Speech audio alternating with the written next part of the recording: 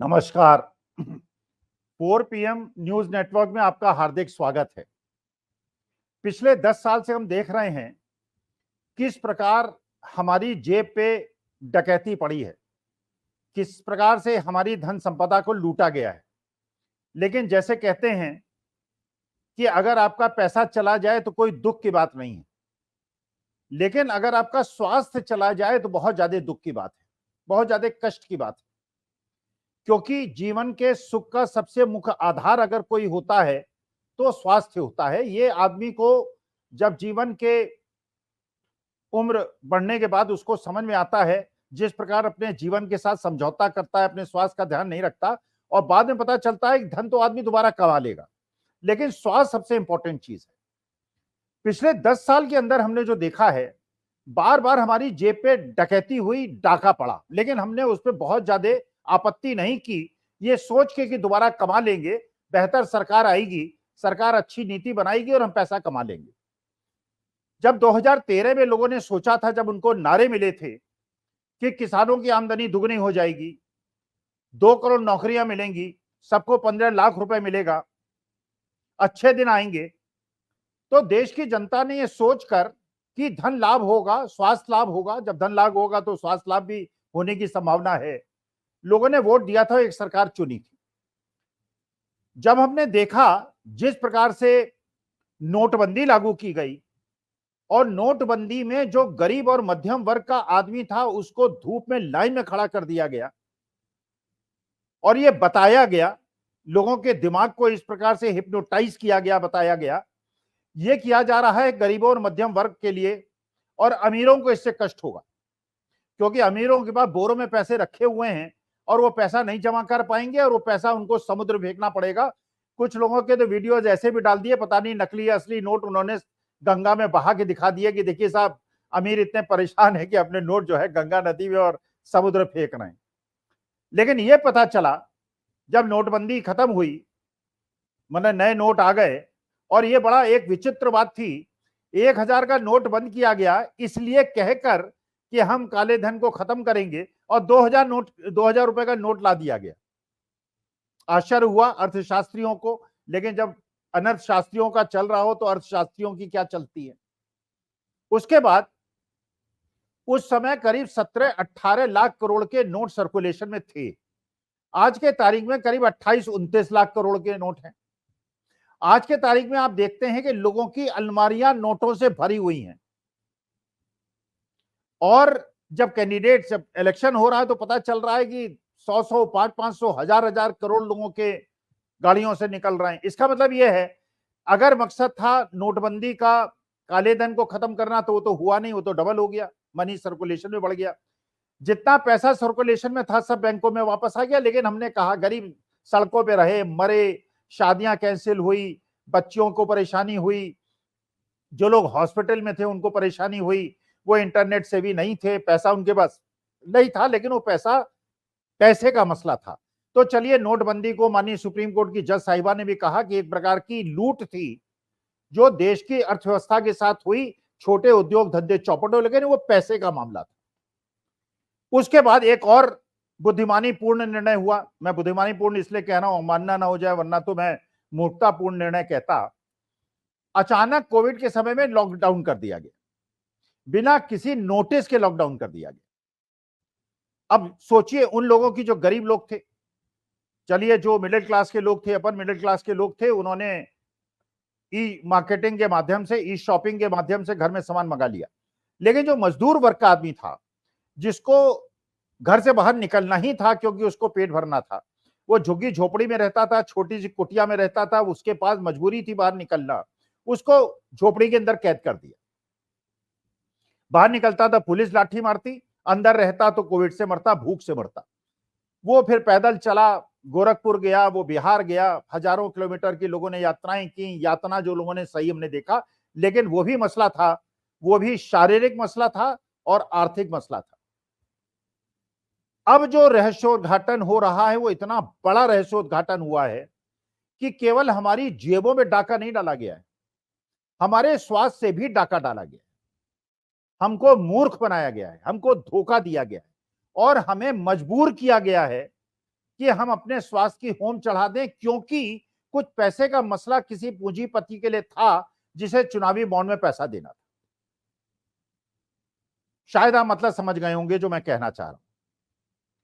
Covishield के निर्माता ने लंदन की कोर्ट में बताया जा रहा है जैसे ये कहा कि कोविशील्ड लगाने वालों को हार्ट अटैक और ब्रेन स्ट्रोक के मामले बढ़ गए और बढ़ने की संभावना है, बढ़ने की संभावना है।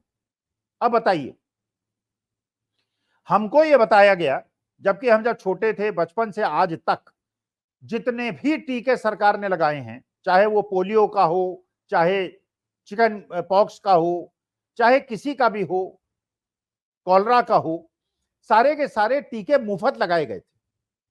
और हमने अपने स्वतंत्र भारत के इतिहास में कभी नहीं सुना था कि सरकार ये कहे कि उसने बहुत बड़ा एहसान किया है, लोगों को मुफ्त टीके लगवाएं। इस बार एक प्रोपेगेंडा हुआ, ये बताया गया हमने एक ऐसी वैक्सीन ढूंढ ली है और विश्व में सबसे पहले ढूंढ ली है, और उसका ढिंढोरा पीटा गया। यहां तक तो बात ठीक थी। उसके बाद देश की जनता को फोर्स किया गया, देश की जनता को बाध्य किया गया। अगर आप किसी होटल में ठहरने जाते तो आपको दिखाना पड़ता कि कोविशील्ड का टीका आपने ले रखा है। जब आप हवाई जहाज में जाते तो दिखाना पड़ता कि आपने टीका ले रखा है।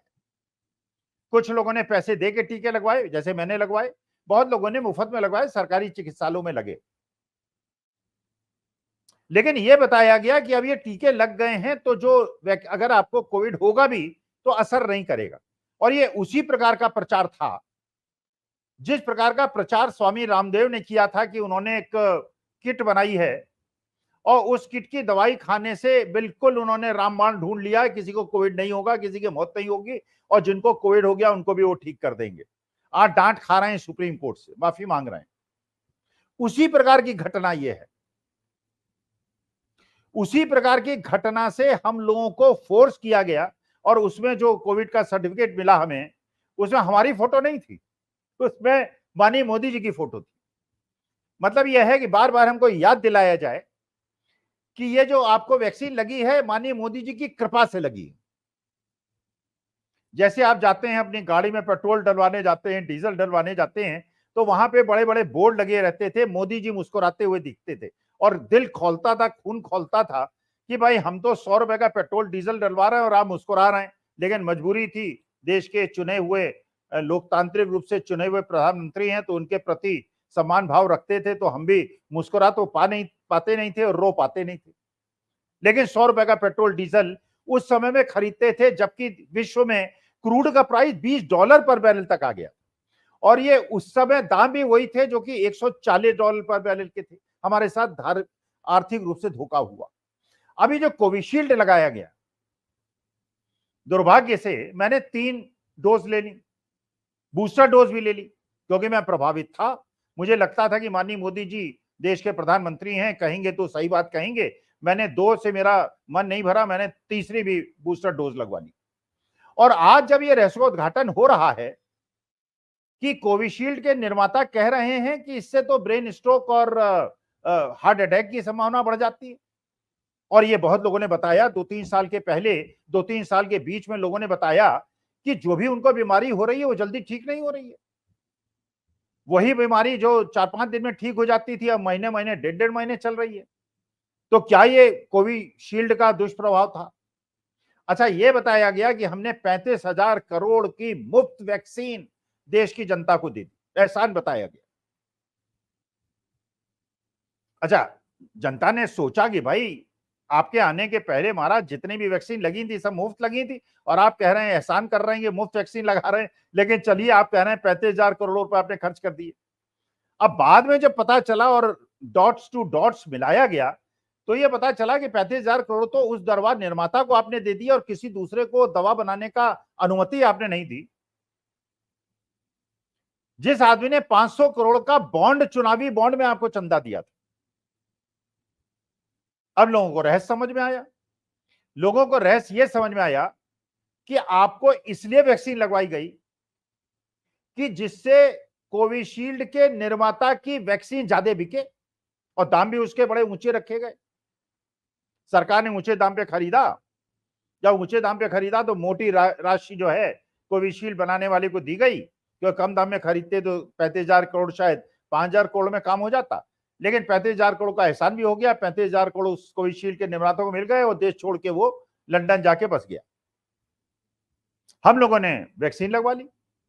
अब पता चल रहा है कि वो वैक्सीन तो जानलेवा है, मतलब वो जानलेवा नहीं है, लेकिन उसकी वजह से जो बाकी बीमारियां हो रही हैं वो ज्यादा हो रही हैं, जिसकी वजह से अगर हमने वैक्सीन न लगवाई होती तो हम बेटर रहते। वैक्सीन लगा के हमने ज्यादा परेशानी कर ली।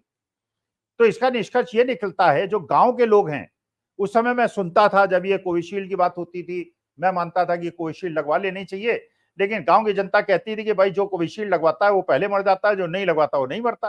तो वो ज्यादा बुद्धिमान थे, इसका माने गांव की जनता हमसे ज्यादा बुद्धिमान है। बहुत लोगों ने नहीं लगवाया, वो स्वस्थ हैं, उन्हें कोई परेशानी नहीं है, और जिन्होंने लगवाई कोविशील्ड वो धराशायी हो गए। अच्छा, इसी मामले में अखिलेश यादव ने उस समय कहा था, बड़ी उनकी आलोचना हुई थी, देश विरोधी हैं और वैक्सीन लगा के गलत मैसेजिंग करना चाहते हैं, देश की जनता को गुमराह करना चाहते हैं। और बाद में पता चला कि जो अखिलेश यादव ने वैक्सीन नहीं लगवाई। समाजवादी पार्टी के जो राष्ट्रीय अध्यक्ष हैं, इंजीनियर हैं बेसिकली,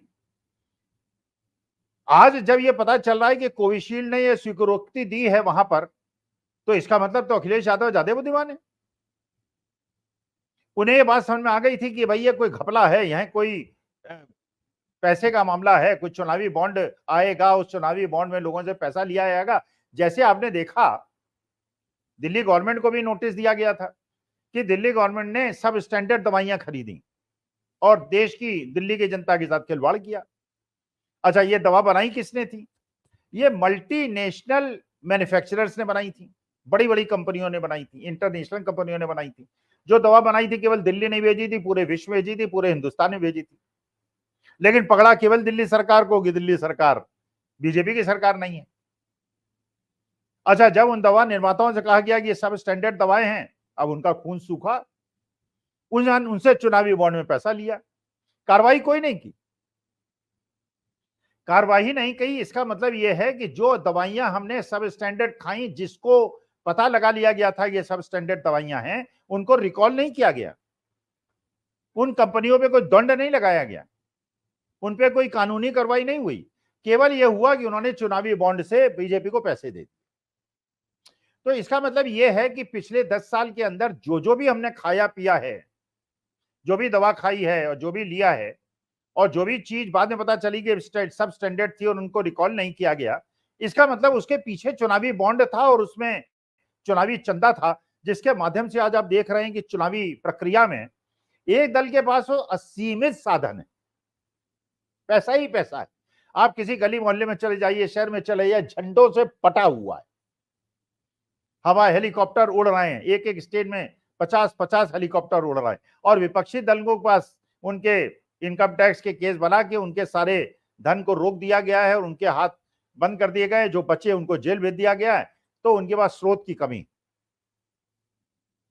लेकिन यह पता चला कि ये जो पैसा है, ये पैसा वसूला और जीएसटी बढ़ा दिया, कॉर्पोरेट टैक्स कम कर दिया। पूरा पता ये चला कि देश की सरकार वास्तविकता में पूंजीपतियों का फायदा कराना चाहती है और उनको फायदा करा के चुनावी बॉन्ड में या पीएम केयर फंड में पैसा लेना चाहती है, और देश की गरीब और मध्यम वर्ग की जनता को जीएसटी बढ़ा के दंडित करना चाहती है।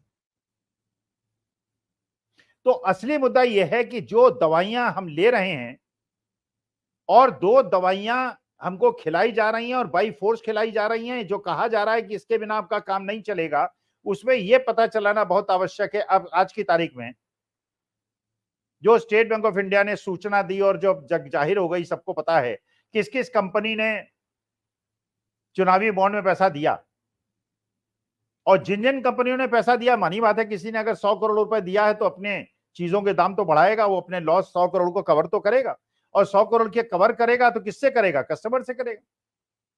दाम बढ़ाएगा तो कस्टमर की जेब पे बोझा पड़ेगा, और अगर दाम बढ़ेंगे तो जीएसटी बढ़ जाएगा। भाई 100 रुपए की दवा पे अगर 10% का टैक्स है तो 10 रुपए मिलेंगे, 200 रुपए दाम हो जाएंगे तो 20 रुपए मिलेंगे, तो जीएसटी तो बढ़ जाएगा।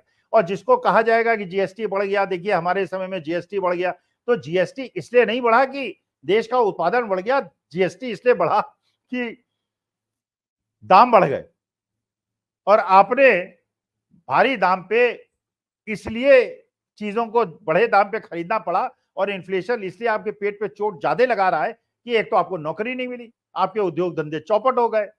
भाई देखिए, इन्फ्लेशन ज्यादा हो किसी को कोई परेशानी नहीं है, 20% का इन्फ्लेशन हो, 22% से इनकम इंक्रीज हो, क्या परेशानी है। लेकिन अगर 5% से इन्फ्लेशन हो और इनकम डिक्रीज 5% से हो जाए तो बहुत ज्यादा परेशानी है। तो आज देश की समस्या ये है, आज देश की समस्या ये है कि इनकम नहीं बढ़ रही है, नौकरियां नहीं मिल रही हैं और महंगाई बढ़ रही है। अब सरकार इसी में खुश है कि इन्फ्लेशन कम है, कांग्रेस के जमाने में इन्फ्लेशन ज्यादा था। भाई उस समय बढ़े हुए इन्फ्लेशन में लोग इसलिए परेशानी महसूस नहीं करते थे कि इनकम भी बढ़ती थी। आज नौकरियां है नहीं, इंक्रीमेंट्स हो नहीं रहे, लोग नौकरी से निकाले जा रहे हैं और इन्फ्लेशन अगर 6% का भी है तो लोगों को भारी लग रहा है। नौकरियां दे दो, इन्फ्लेशन लोग झेल लेंगे। जिनकी इनकम बढ़ रही है उन्हें इन्फ्लेशन से अंतर नहीं पड़ता, जिनकी इनकम कम हो रही है, नहीं बढ़ रही है, उनको इन्फ्लेशन से अंतर पड़ता है। तो ये है मर्म।